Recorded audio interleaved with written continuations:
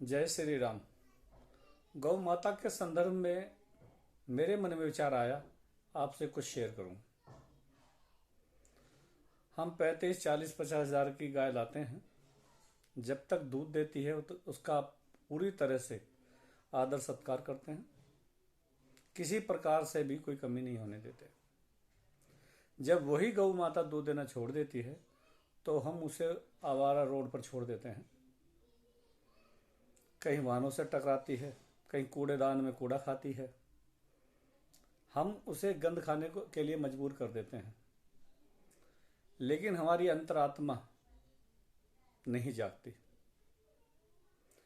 या तो वो कूड़ादान में कूड़ा खाएगी या फिर किसी अननोन पर्सन के हाथ में हम उसको बेच देंगे। 2,000, 3,000, 5,000 जैसा भी बिक जाए। लेकिन क्या कभी हमने ये सोचा है, जो 50,000 की गाय को 5,000 में लेके जा रहा है वो उसे पालेगा तो है नहीं। क्या हम खुद गोकुशी के लिए बढ़ावा नहीं दे रहे हैं? जब हम घर में एक 70,000, 80,000, 1,00,000 रुपए का कुत्ता पाल के रख सकते हैं, 1,500 रुपये उसका रोज खर्चा वहन कर सकते हैं, तो गौ माता का खर्चा क्यों वहन नहीं कर सकते? उसने तो पूरे साल भर दूध दिया है। मैं कुत्ते पालन का कोई विरोधी नहीं हूं, लेकिन इस संदर्भ में कहना चाहता हूं, अगर हम 1,500 रुपये गौ माता पर खर्च कर दें तो गौ माता भी सुरक्षित रहेगी, गौ हत्या के पाप से भी हम मुक्त रहेंगे।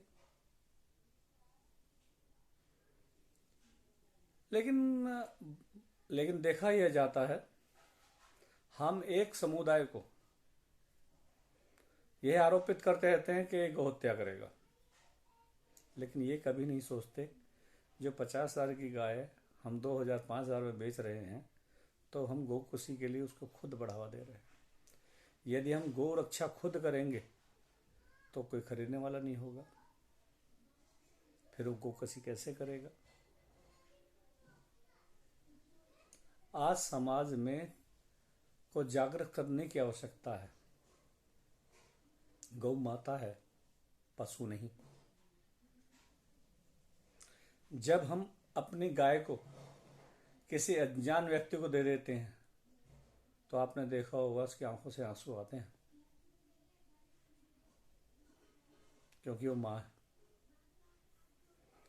33 कोटि देवता उसे माता का स्थान देते हैं, और हम अपने निजी स्वार्थ के लिए उसे कोड़ियों बादाम में कसाईयों को बेच देते हैं या धर्मशाला में छोड़ जाते हैं, गौशाला में छोड़ जाते हैं।